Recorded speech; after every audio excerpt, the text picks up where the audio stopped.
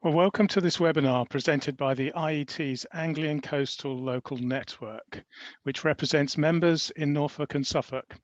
Welcome also to folks from other parts of the UK and indeed globally. I'm delighted to welcome you all. I'm Kevin Foster and I'm chairman of the Anglian Coastal IET Local Network, and I'll be your host for this evening. So without further ado, I'm delighted to introduce our speaker, Professor John Choffey. I've known John for more years than I care to remember. John is one of the world's leading experts in communication systems and is widely recognized for his pioneering work. He is Emeritus Professor of Electrical Engineering at Stanford, Chairman and CEO of ASIA Inc. and Chairman of FiTunes Inc. I will always think of him as the father of DSL technology, which underpins broadband internet access around the world. He has won many prestigious awards, and I'm delighted that he's able to be with us tonight. However, today's talk is not about DSL. With billions of wirelessly connected devices, radio spectrum regulation challenges continue to grow for both unlicensed Wi-Fi and licensed mobile.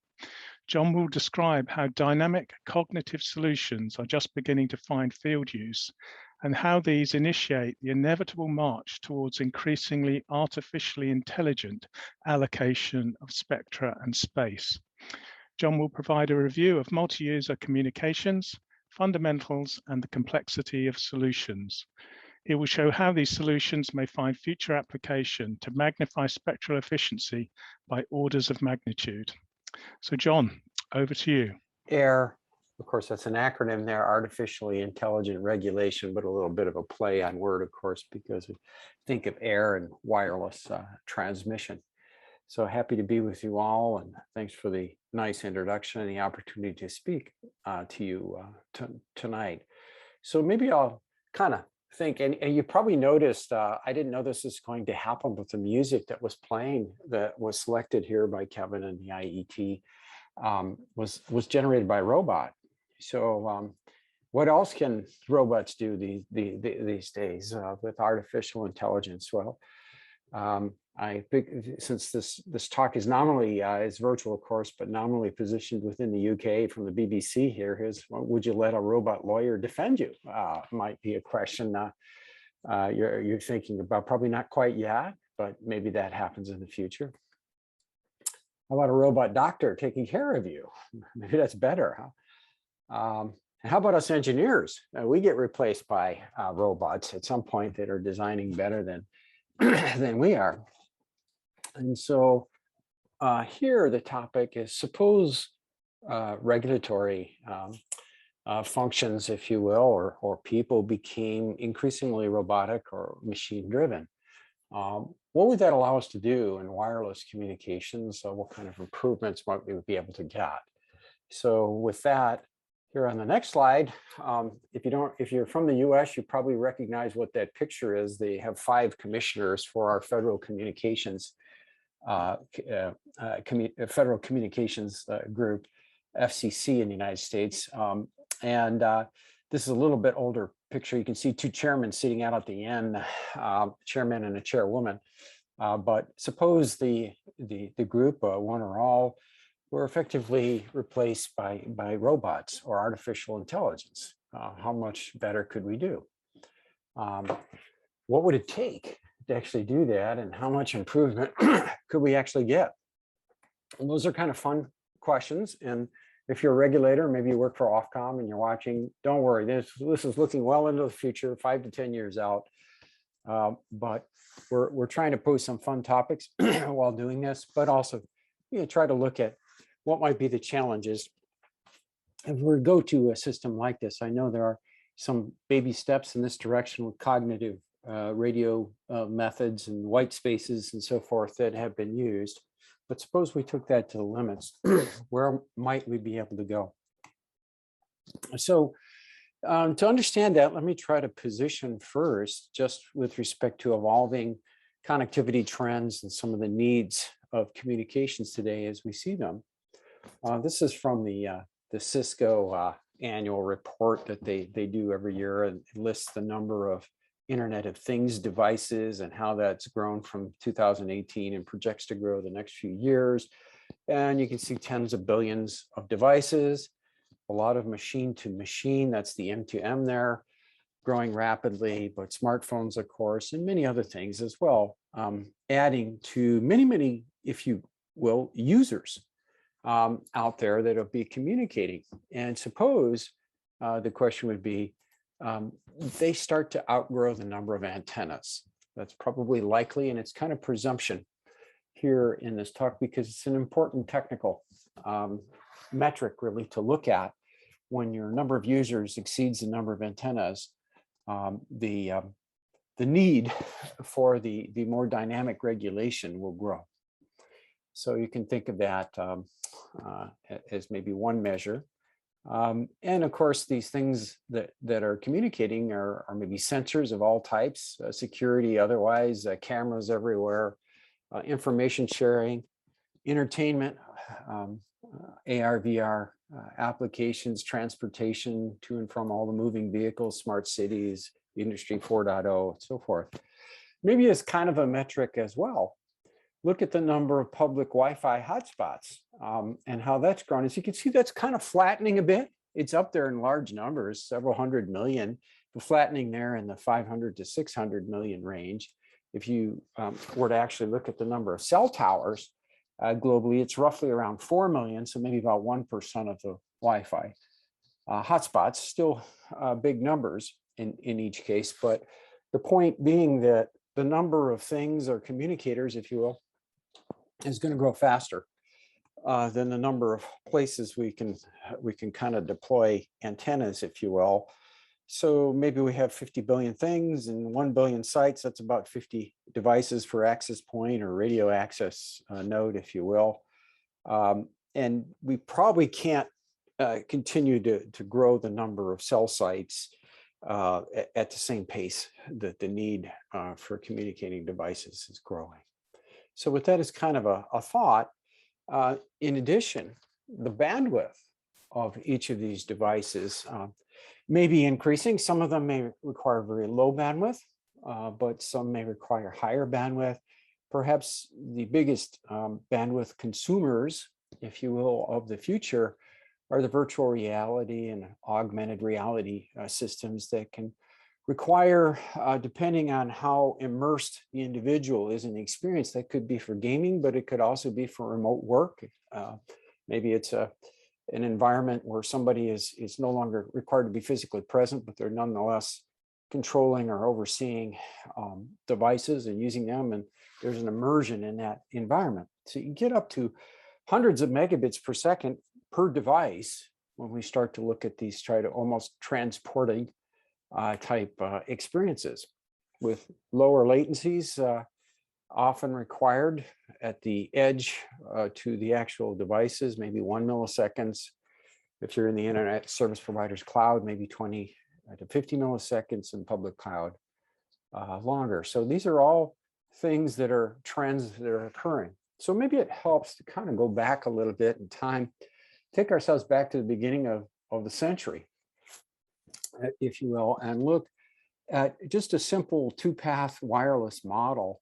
What I've plotted here is the magnitude of the transfer versus frequency. 0 is the carrier frequency, so to above and below that, for a 400 nanosecond delay, which is roughly 100 meters or so in terms of the length or the difference between the two paths.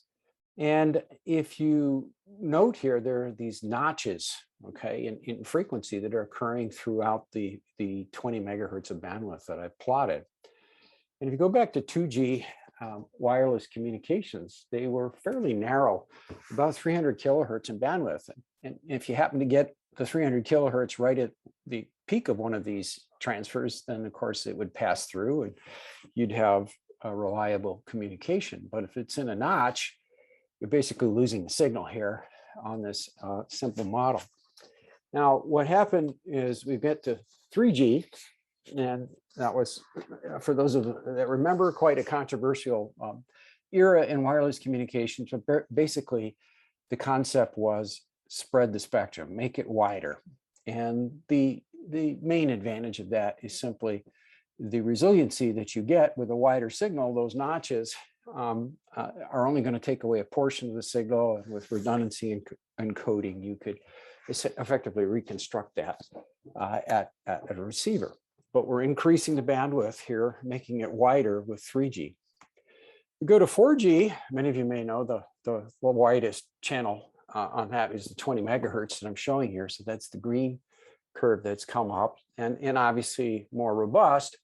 But as we continue to use up resource or spectrum, we may have to overlap some of the different users that are trying to share the spectrum, and that's what regulators try to do. And if we go to 5G, it gets even wider, so that 20 megahertz is now a portion of the spectrum, could be a few hundred megahertz wide for 5G, and we get more dimensions, if you will, widening the spectrum, trying to make it more robust. But then we have to multiplex lots of users into that spectrum. And of course, on top of this, in the space domain, we're adding more and more antennas. So that also gives us an opportunity to carve space as well as spectrum in terms of allocating users. Now, spacing of the antennas has to be at least a quarter wavelength apart, otherwise they look pretty much the same. And what happens is, if you look at frequency and spaces, dimensions, really resources, we're starting to get tens of thousands of dimensions in a few microseconds. If we count the antennas and the 4G or 5G systems, which increase the number of antennas, and 6G promises to do even more of that over even wider bandwidths. And I've matched up the Wi-Fi signals, as you can see, as well, kind of Wi-Fi 5, Wi-Fi 6, Wi-Fi 7, basically with the different generations of cellular wireless. So using more dimensions, okay, using more resources has been kind of the trend from the beginning. And what that does is it tends to mean more users sharing that space. And that's what regulators are kind of all about, was carving up the spectrum or space, or both, to assign licenses or assign unlicensed bands to the various uses. In the increase, basically, in terms of the bandwidth or the robustness that you can get, goes up with the linearly with the number of antennas, or sorry, with the width of with the bandwidth. So call that a factor of n expansion, if you will, relative to some earlier amount of bandwidth. And then with the minimum of the transmitter receive antennas, you go up linearly with that as well. So increasingly more wideband and more dimensions. Now, the present solution that we have, particularly in cellular, but I'll get to Wi-Fi momentarily, is what I'm just going to call orthogonal multiple access, or OMA here. And essentially, this is actually shown for the 3GPP systems, but there are a number of different users that can be assigned in different time slots and to different frequencies. The smaller unit, it's basically 12 tones. These tones are about 15 kilohertz wide in a cellular system, and we multiplex the different users onto different frequencies at different points in time, and then possibly into different streams or spatial streams, if you will. But they're always orthogonal to one another, or at least the system tries to achieve that, is that everyone has their own little spot as a user that they're allowed to occupy. It kind of takes us back a little bit to narrowband in doing that, but also prevents the overlap of the different signals. And I'm going to speak about Wi-Fi here momentarily, but I'm going to argue that it's still orthogonal multiple access, even though it's a collision protocol, momentarily. And if we look at a little higher level, of course, what do regulators do? They allocate the different frequency bands to different operators. You can see here in the lower right-hand side, I did this for the US, but you'd have a similar plot in the UK or any country in the world, really, between the different suppliers. They either can use the spectrum or cannot use the spectrum, or maybe they can partially use it if it's a cognitive type of system. But if you look at all of this spectrum, maybe 4 gigahertz and 6 bits per hertz, there's 24 gigabits per second at each point in space. That's really possible.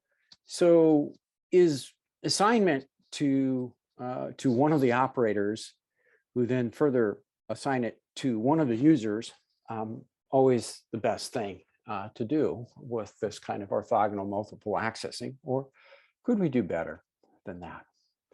What about unlicensed Wi-Fi? Well, it's unregulated, so there is some sharing going on, but it's really a collision protocol. So effectively, if two users, as I think most of you know, try to occupy the system at the same time and in the same frequency band, they're going to collide, and then both of them will have to back off and try again at a random time later. So that's really trying to make sure that the system is still orthogonal, just different times for different users on the collision protocol. And of course, you lose the packet when there's a collision. So still kind of orthogonal multiple access that's happening there. So is this really close to doing the best thing that's possible, even for Wi-Fi? Okay, well, let's look a little bit more at Wi-Fi. It's interesting to see and in fact, about 90% of the internet traffic that goes wireless today is indeed on Wi-Fi. And these are some plots. This is real data, actually, from my company, ASIA, which collects this for about 30, 40 internet service providers around the globe. And just showing you here in Europe, the growth in traffic gigabytes per day here from kind of mid 2020 into early 2021 here. And you can see this kind of steady growth in the 5 gigahertz unlicensed band and the 2.4 gigahertz licensed band with a little linear regression curve in there. You can see here the Wi-Fi traffic is doubling about every 3 years in both 5 gigahertz and 2.4 gigahertz. If you were to look at North America, it's basically about 9 months ahead, but following the same trend. So you just kind of set the dates back 9 months on the European traffic, and you'd see the same thing in the US. What's kind of interesting also here on the right, which I did for North America, to give you an idea there, what does it look like in terms of what fraction of the broadband connections are being limited by wireless or Wi-Fi in this particular case? And for the 2.4 gigahertz band, you see it's over 50%, which is of course horrible. And the 5 gigahertz band already rising above 20%. So now, fortunately, we have allocated a 6 gigahertz band as well in the United States. That's just beginning to be used to try to relieve this, but 20% of the time, not being able to get full use of the broadband connection, which of course are increasingly higher speeds, and maybe because fiber slowly expanding into networks, you get higher broadband speed. So the Wi-Fi is increasingly limiting. So certainly we're seeing the need for spectrum, if you will, or the use of it and the need for better use of it increasing. Here's just some more trends. It has to do with interference, which is between different access points for Wi-Fi, congestion, which is the traffic on the same, and then for North America and Europe, again, you can see North America shifting to 5 gigahertz a little more quickly because they were saturating earlier, but the same trend is happening in Europe. And the growth patterns here on the two continents, and an overall score that we put together, which is basically the need for spectrum. And overall, the need is rising about 25% a year. So more spectrum is needed. So if you want to see more on that, it's actually this presentation here. It's the Dynamic Spectrum Alliance, which is a bunch of big companies like Google and Facebook and Amazon, Microsoft, and others are the founding members of that. But the data in that report comes from my company, and it's basically these charts here. So it's happening. We need more spectra, and we kind of do have more spectra. Millimeter wave and higher frequencies being proposed, but basically the loss as you go up in frequency around a carrier frequency, f sub c goes up in proportion to the square. So if we try to use 60 gigahertz instead of 6 gigahertz, we lose about 100 times power efficiency, at least with that. And if you use a path loss exponent of 4, it's about 3 to 4 times less distance that you can get. Now you can use multiple antennas to try to recover some of that, but overall the range is still reducing as we go to higher and higher frequencies. And the impact on space is that as that happens, you need to get more cell sites or access points closer, which means more wires of fiber to do that. And it becomes increasingly costly to try to outnumber the users with antennas in a system doing that. So one of the good things about going wideband, in addition to the robustness that we saw earlier of the signals, wider bandwidth tends to slow the appearance of time. I like to call this wideband's more certainty principle. So kind of the opposite of the Heisenberg uncertainty principle. As long as communicating devices aren't moving faster and faster with respect to one another, basically what it means is if we have a fixed coherence time and we go wideband, we have a higher sampling rate, so we get more looks at the channel over that fixed amount of time, which means we can train better. We can learn the channel better. So quasi-stationarity assumptions increasingly apply. We can estimate the channel more accurately, and then we can exploit those more accurate estimates to try to improve things. Further, spreading power over over larger bandwidth is fundamentally better. Why is that true? Well, if you remember back to your basic Shannon capacity formula for a single user, it looks something like the bandwidth times log of 1 plus signal to noise ratio is the maximum reliable data rate that one can transmit. And if we get n times more bandwidth and we spread the power we have over that n times, we get less power, so a lower signal to noise ratio, but that goes down logarithmically and the bandwidth goes up linearly. This is a spread spectrum effect. Basically, you can do better when you spread over a wider spectrum. Now, of course, if you have multipath or intersymbol interference, that limits that a bit. But the basic idea here is use, if you're familiar with the water filling concept, which is the best energy distribution you can come up with, you want to use the widest water fill energization of all the dimensions you have available to you. So wideband is kind of good, at least in a single user context, for a lot of reasons. But what about the crosstalk between the users? And fundamentally, we start to overlap. And that's often called NOMA, non-orthogonal multiple access. I didn't come up with that name, and there are many names for it prior to that. That one seems to have stuck. As opposed to OMA, which you don't hear too often, you do hear about NOMA. But the idea here is there's overlapping in the use of time, frequency, or space. And is that a good thing? How much gain can you get? Obviously, if you're going to allow non-orthogonal, a subset of that would be orthogonal. And so it's always going to be at least as good as that. All right, so wider bandwidth, more dimensions, maybe a good thing. And increasingly, we're starting to see today with convergence efforts and open sourced or open RAN, if you will, type efforts, kind of the computation moving more to a data center and less at the actual antenna site. In fact, if you're familiar with front haul splits or X haul, 3GPP, particularly number 7.2, it tends to put most of all of the signal processing, encoding, and modulation back at the data center, and simply what you see at the antenna location as a conversion to an RF frequency from digital baseband signals that are present there.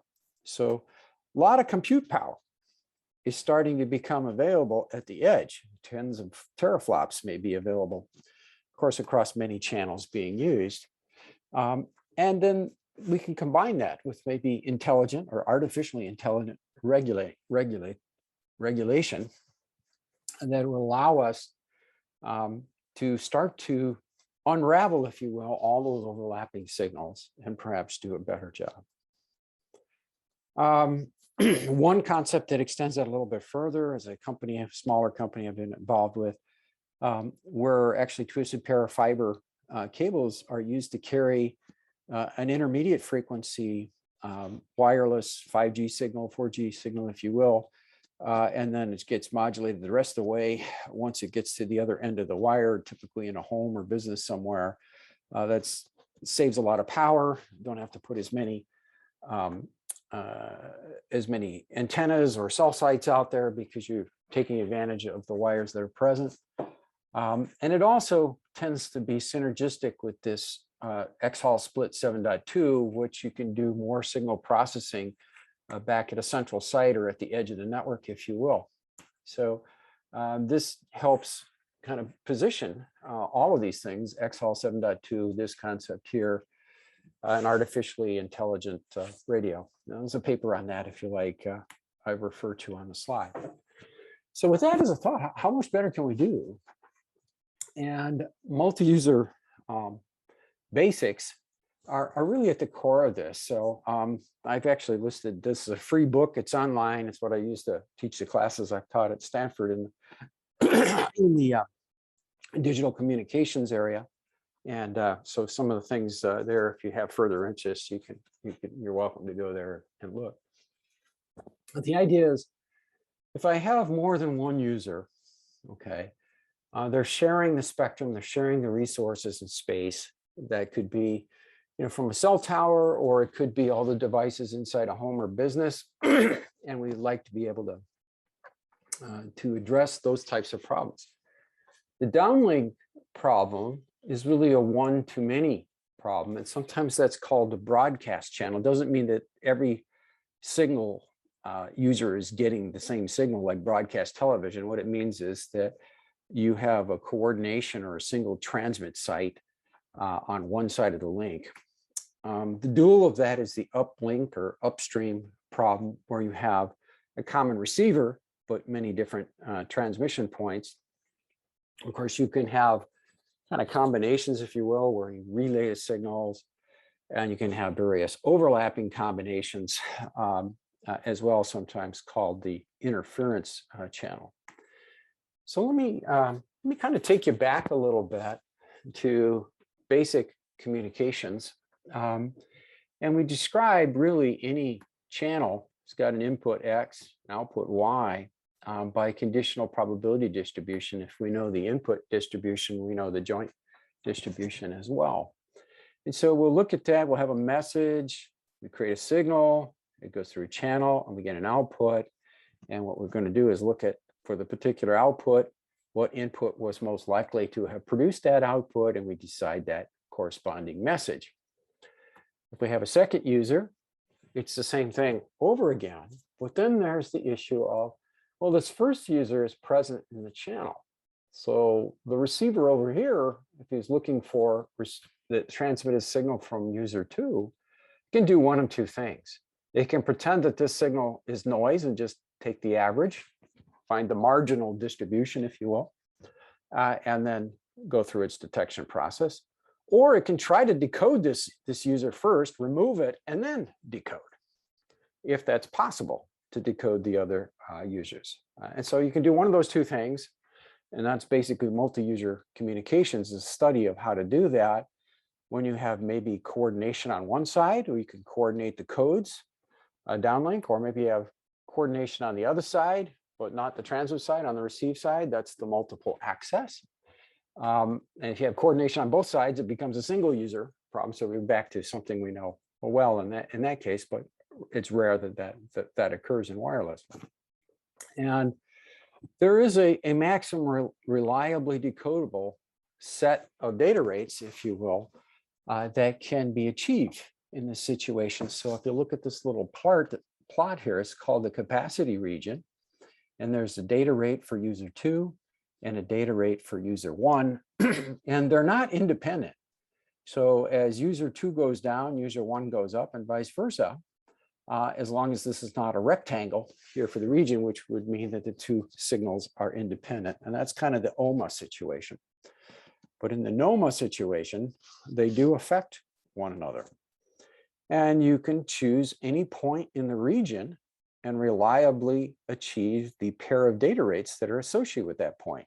So you might have rate pair A, you might have rate pair B. Any point in that grade area is achievable reliably in the communication system. Okay, but there's a trade-off between the users, and it goes back to fundamental transmission. Again, there's the broadcast problem, which is a single encoder, maybe capital U users, if you will. Capital U is the number of users.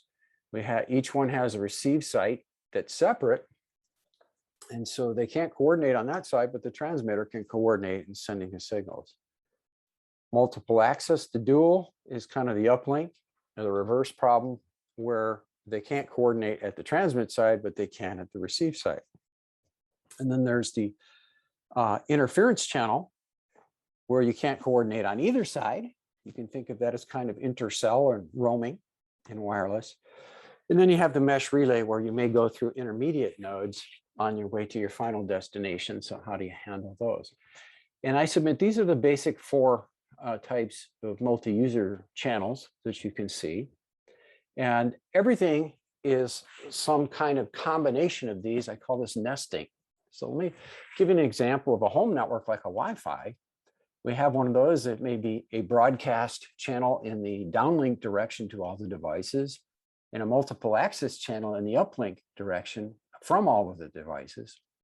But if I have a second home, and I'm sure many of you see this, especially if you live in an apartment house, you're going to see lots of other users, their SSIDs, if you will, for their Wi-Fi systems come up when you try to link or connect to your Wi-Fi.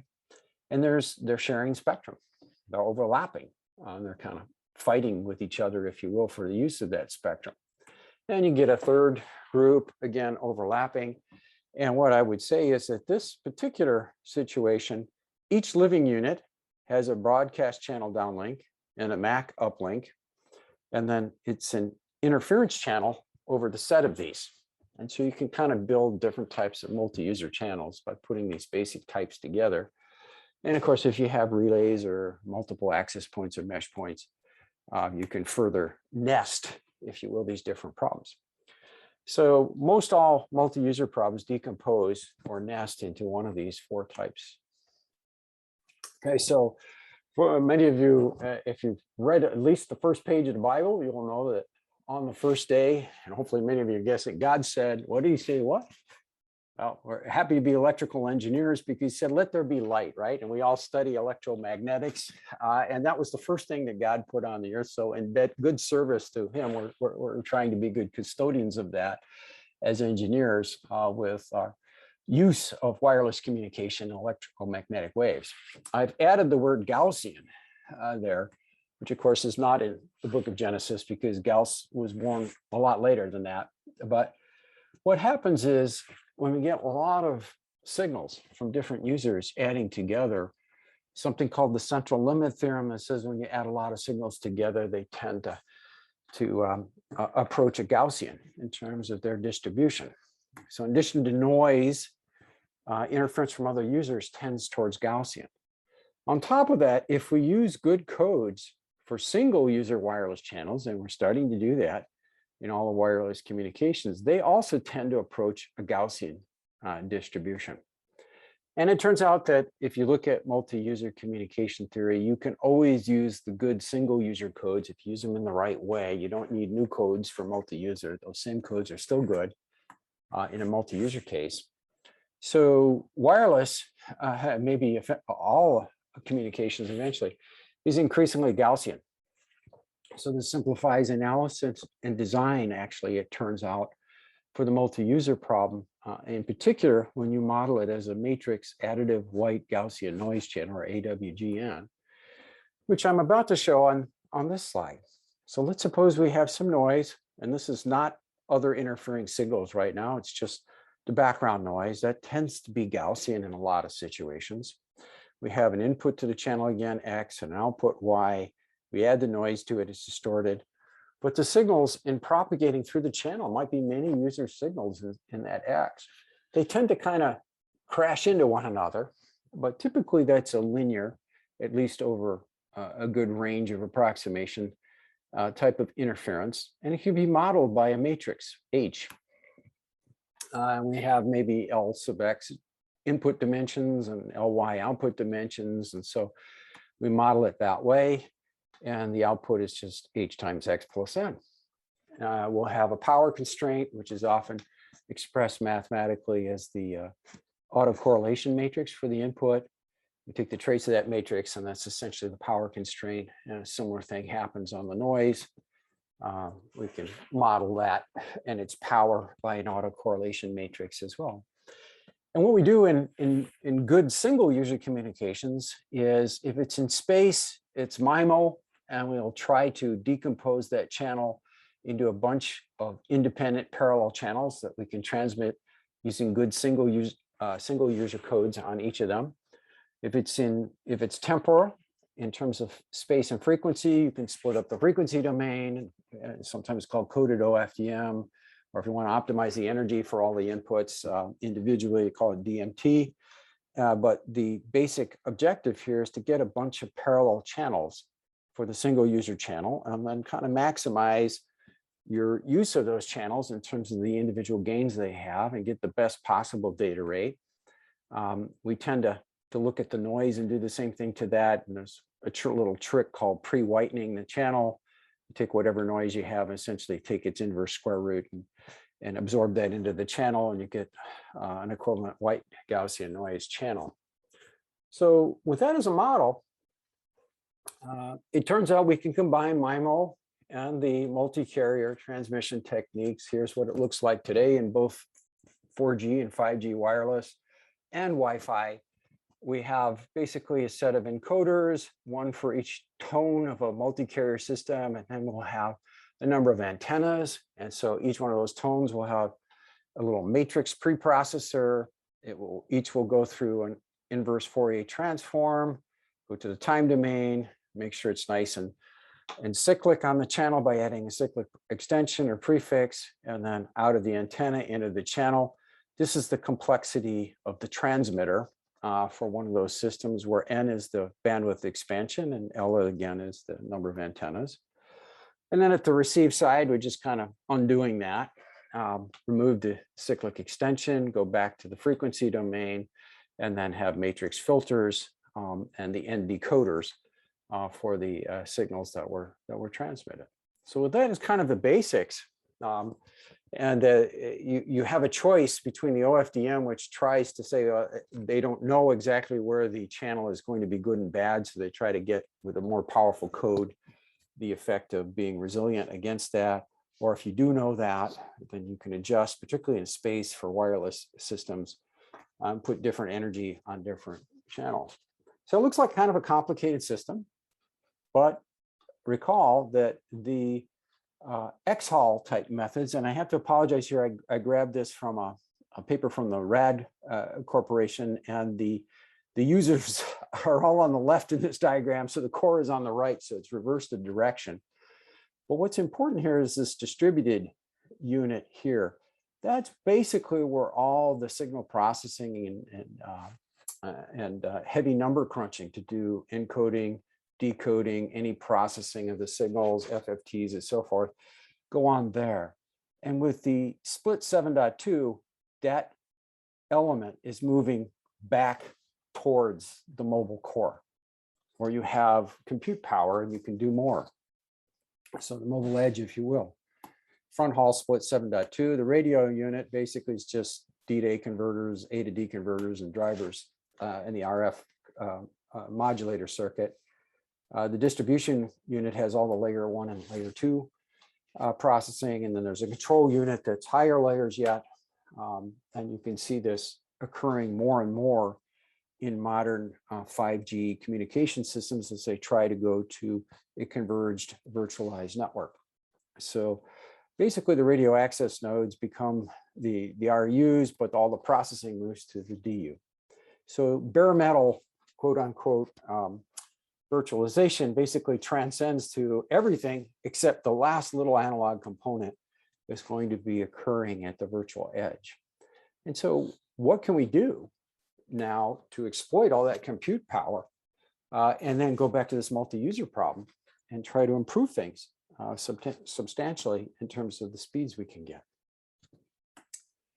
There are a couple of situations. There's fixed wireless access where you have maybe an edge terminal and then you're trying to go to each of the little homes. One of the problems with this is if you have more homes than you have users, sorry, if you have more, the users are the homes, so you have more of those than you have antennas. We're in this situation where there's an opportunity. And that actually is exacerbated if you have co-radial homes. That's kind of like taking antennas away from the transmitter to do that. So potentially even more users than you have transmitters. Same thing occurs within the home. That could be either 5G or Wi-Fi, if you like, but the same types of problems are occurring there. So how can we address this situation? Well, it turns out the best designs, if you start to go into the theory in more detail, each tone of one of these multi-carrier systems, whether it's Wi-Fi or 5G or 4G, any multi-user problem, apart from the single user codes, that just continue to use those, basically has three operations, and they're all matrix operations. One of them is a bit nonlinear, but otherwise you can decompose transmitters and receivers, in particular for downlink. All three of these processing types occur in the transmitter. And the green is basically a filter, the S is a diagonal, and the G is what's called a triangular lossless precoder. And in the uplink direction, it all occurs in receiver. You kind of reverse the direction of flow, but again, the heavy duty number crunching occurring at the mobile edge in both instances. And these are the basic things that have to be done. They come from basically a matrix factorization of the channel H. You can learn this, you learn the channel, you can learn this. They are essentially the Q, or the green operation, is a series of rotations. The scalars are basically scale signals. Different bands or dimensions in space have different gains. So we try to essentially equalize that. And then the triangular is basically a back substitution process, but it will have a nonlinear element. It's either a decision element if it's a receiver, or it's a modulo power limiter if it's a transmitter. And these, of course, can be nested. I talked about for all the multi-user problems. And then you put good single user codes on top of that, and you can get basically any point in that capacity region I talked about earlier. And so those would be the best designs. So can we implement this accurately at high speed? Well, the G is nonlinear, but it can be implemented. And if you don't use it, if you don't use this nonlinear operation, you have to have an orthogonal multiple access design, and they don't use the Gs today in either Wi-Fi or any cellular systems. So it leaves you with an all linear system, which may be easier to implement. It does increase the delay and scheduling issues, and it reduces the data rates. Also, if you start to look at it fundamentally, if you don't have this nonlinear operation, essentially you limit your rate region to an orthotope. If you're not familiar with that geometry term, hyperprism or hyperrectangle, it's basically this box here that's inscribed inside some kind of capacity region.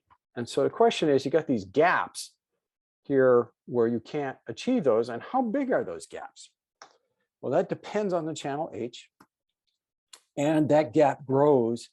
And this is why I made a big deal about the number of users exceeding the number of antennas. The more that the number of users exceeds the number of antennas, the bigger those gaps are to the best that you can do in wireless. Now, here's just a simple example with a couple of receiver antennas and 3 users trying to share a common channel. Basically, I have 64 tones here, and one of the channels is kind of band pass, the other one's kind of low pass, the other one's kind of high pass, but they overlap a bit. Did a size of 64, which is often found in Wi-Fi and cellular on the FFT. And then this curve here is basically the sum of the user data rates if you will, for every symbol or every packet that gets transmitted. Is about maybe 13, 14 here in the best case. And then if I back off to the OMA linear only, we'll lose about 10%. But that's with only 3 users and 2 antennas. If I start increasing the number of users to be 4, 5, 6, and keeping the number of antennas the same, this curve keeps dropping. And it goes down, down, down. And so you have, as the number of users increases, the advantage of these techniques grows. So the ODM has a number of users, and it turns out that for any channel H, if you look at it, it has a rank. It's basically the number of linearly independent rows or columns. And when you have that rank, that's really the maximum number of users that you can get across the link and keep them orthogonal. If you have more users than that, then you're going to have primary users who, if you energize them, there's a set of them that will give you the highest sum rate for that channel. And you have to zero all the other users to get that highest data rate. The secondary users is all the rest of the users. And if you energize any of them, they will pull down the largest sum rate, which is kind of the plot we saw on the previous page. And if U exceeds the number of antennas, there's always going to be secondary users. So you're trying to share them with the primary users. And as you do that, you're pulling down the sum rate. And what is the factor of increase that you can get? Well, we used to have the bandwidth expansion for spread spectrum times the space expansion for the number of antennas. There's a third expansion that comes from the artificially intelligent regulation that would be the signal processing. And if you look at the maximum sum rate and you divide that into itself basically minus all these secondary users, that's the expansion factor you can get. And if most of the data rate depends on the channel and the usage patterns, but if most of the data rate that you need is on the secondary set, this denominator is going to go to 0. So there's basically an infinite increase in bandwidth still possible as the number of secondary users, or basically the number of overall users, increases. So if you walk away from anything from this talk, it's that concept. As the number of users increases, the current systems start to fail in terms of their efficiency. If we look at real-time computation today, for the actual matrix, the red and green and blue operations I had earlier, for a Wi-Fi 5 type of system, basically 64 tones, 250 kilohertz wide, bandwidth, I should say symbol rate of 250 symbols per second. It works out to about 640 million operations per second. Okay, that's pretty reasonable and can be done efficiently in hardware today. If you go to the Wi-Fi 7 or the 802.11be, go to 1024. They can go up to 16 antennas from 4. Keep the symbol rate the same. You'll have about 68 giga operations per second to implement that. Okay, still not necessarily easy, but still reasonable. But the split 7.2 allows teraops. Of course, that's shared across many users at the edge of the network. So this verifies what we already know today. That's doable. What about the artificially intelligent regulator who's actually figuring out the solutions to these problems? How much energy to put on this user, that user? Well, it turns out that's an NP-hard problem. And it's because of this factor right here. You see U factorial to the U power. If you even put in 5 for that, it gets to be huge. But of course, we can have more than 5 users on a system. The other factor is the L cubed is the for space, and the n log n, of course, is the FFTs. So that factor there is kind of scary in terms of what an artificially intelligent regulator might have to do. Now, it turns out for just a simple multiple access channel and a broadcast channel, this factor goes to 1. So you don't have to worry about it. The coefficient, this means the number of operations is proportional to this number. It is more on the order of 100 than a few here that you see for the multiple access and the broadcast channel, just in terms of the modulation process itself, but still may be reasonable. When you go to the interference channel or combinations of these, that factor is just U. It's not the full factor. But if you go to nesting and other types of systems, it's going to go back up to that larger number, at least as far as I know today, in terms of simplifying the computation. However, you don't need to do this every symbol. If you're to do it on the order of once a millisecond, which would be very fast, it reduces to hundreds of millions of operations to second per billion operations per second when that this number here is just a simple broadcast or multiple access channel. So then that brings me really to the last part of it, which is, can we simplify this, or can we get these same answers using artificial intelligence? So let's suppose we have kind of a radio access system, maybe one of them with a controller. I call that an LRM here, learned resource manager. And then we add a second system. And then we add a third system, and they're overlapping.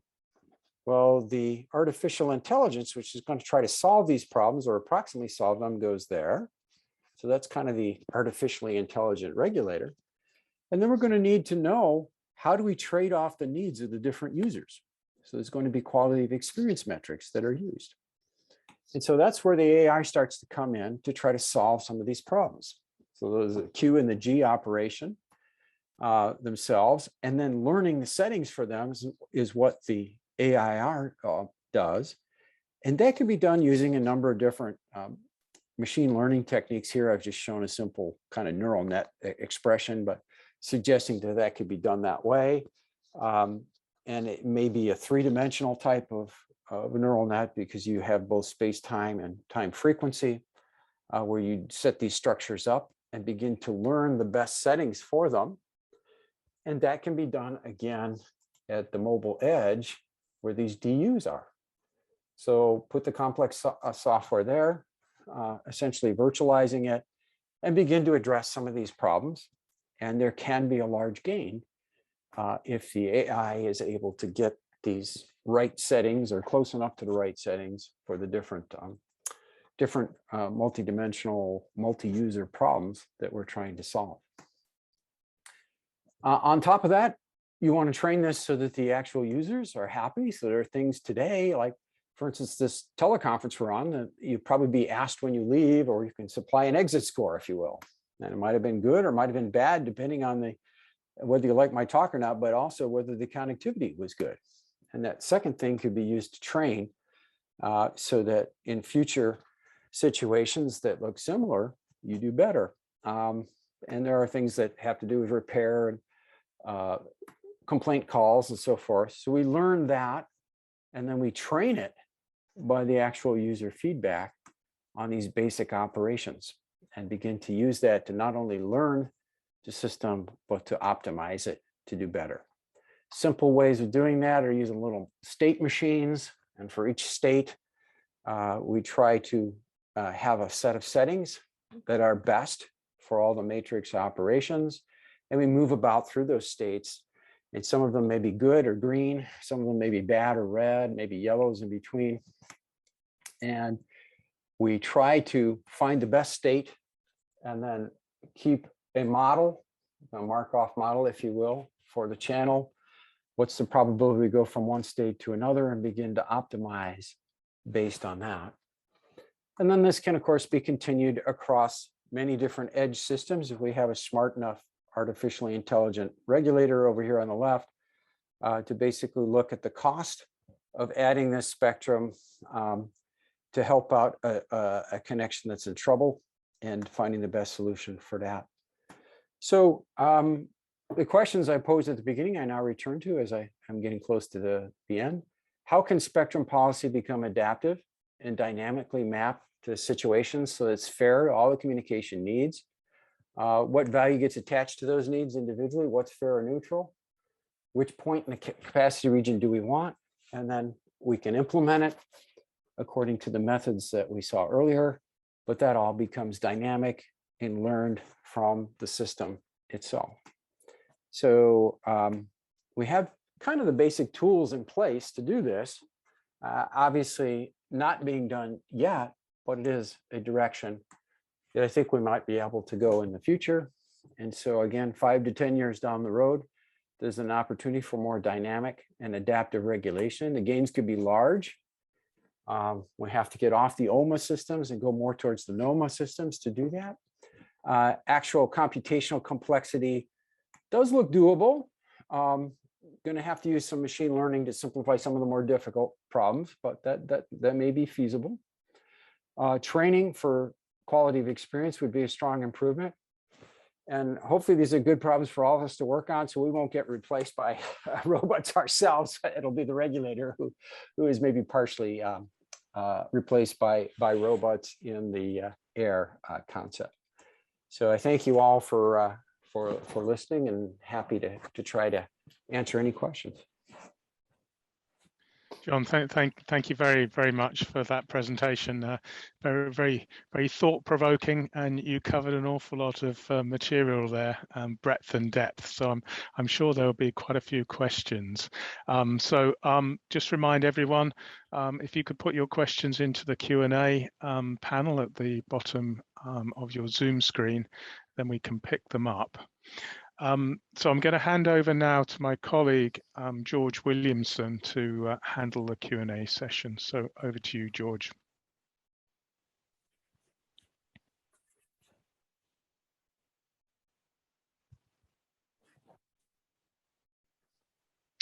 George, you may Right, I'm unmuted now. Okay. Right, so I have a question here from Dave Flowers, and he refers to slide 15.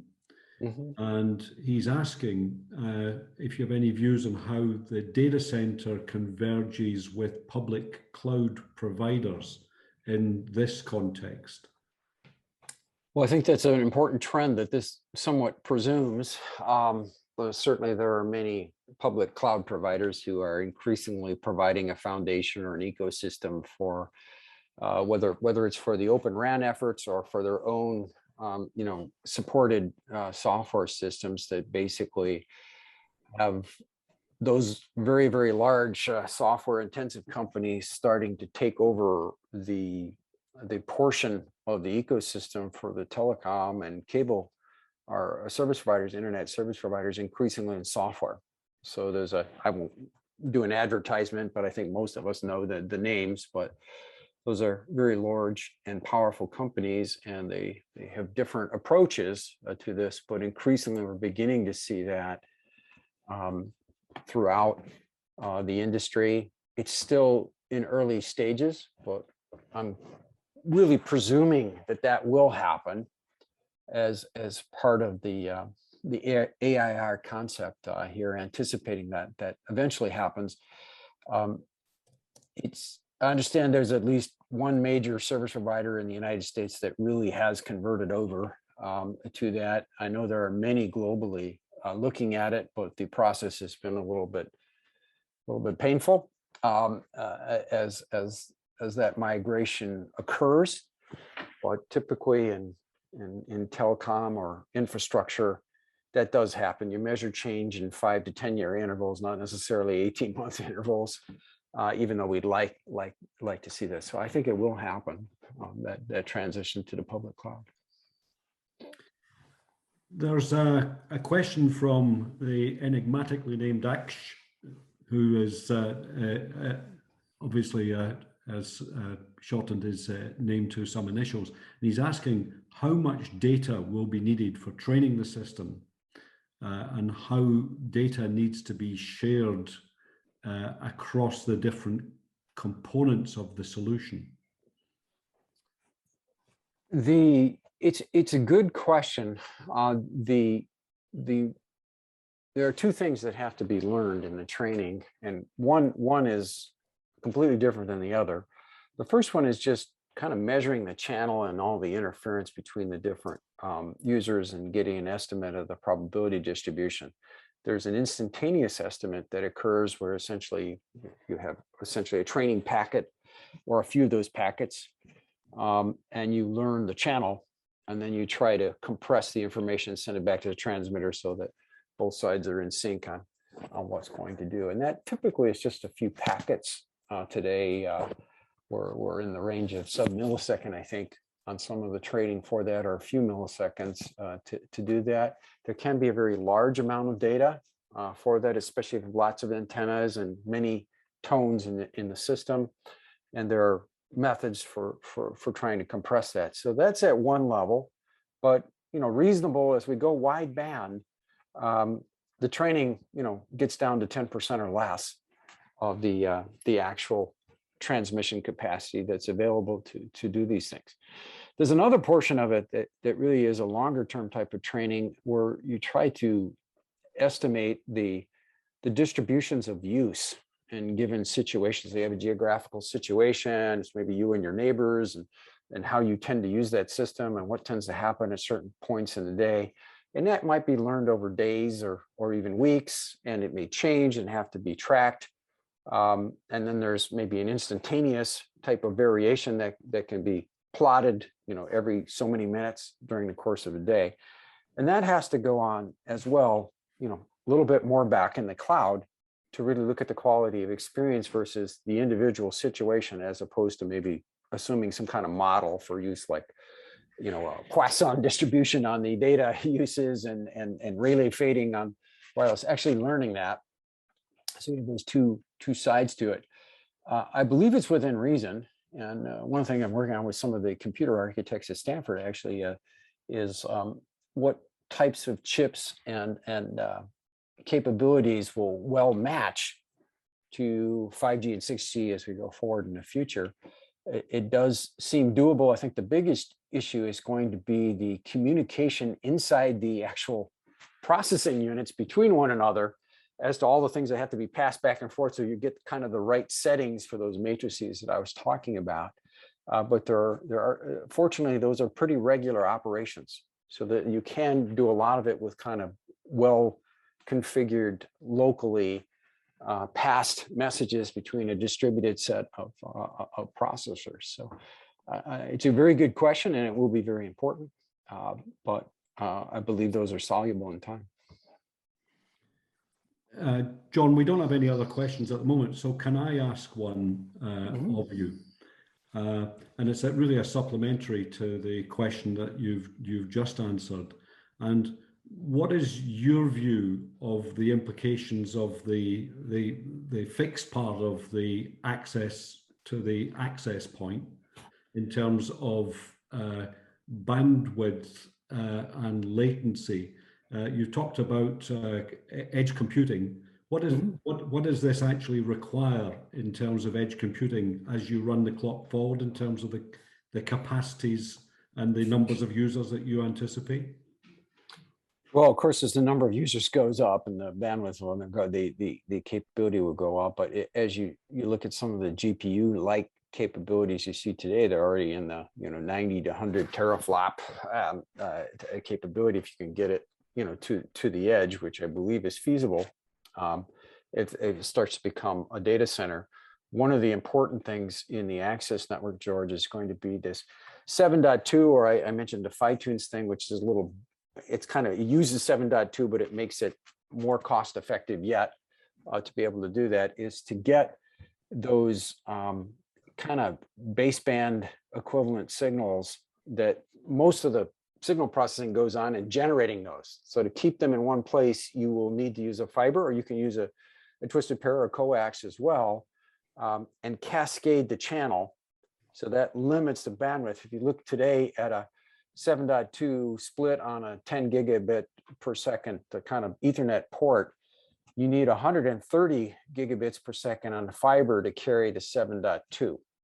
And that kind of scares some of the operators are moving ahead with that anyway, but it's a little scary, but some of the techniques that I just mentioned can be used to get that down to something more reasonable without losing anything. And that will open up access.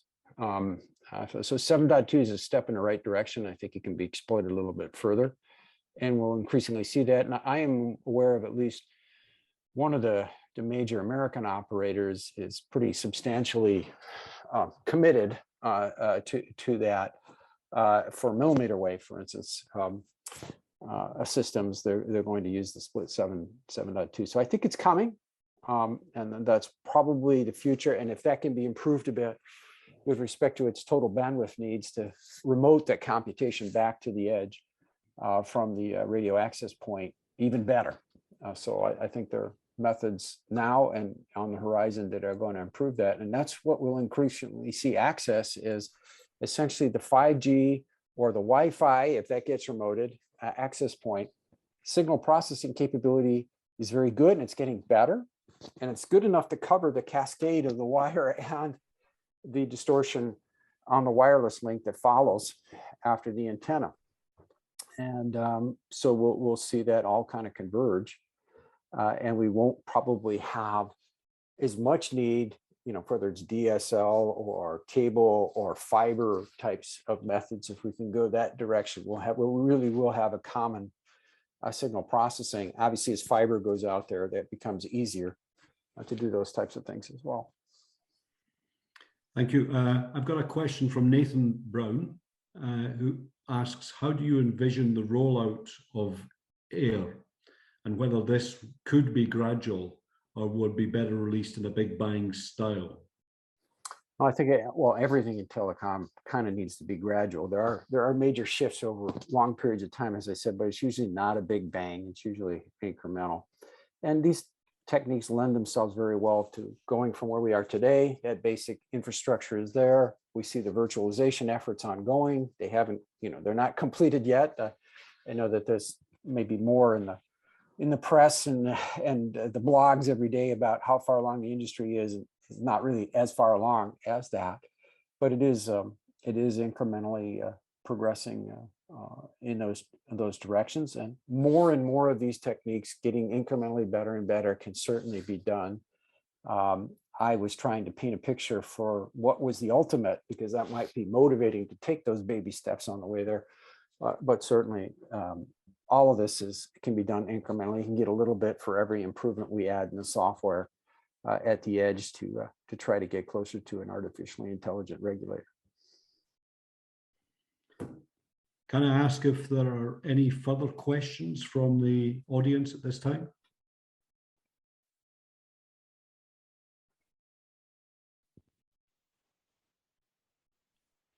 Can I ask Kevin, as our chair, if he wants to pose a question?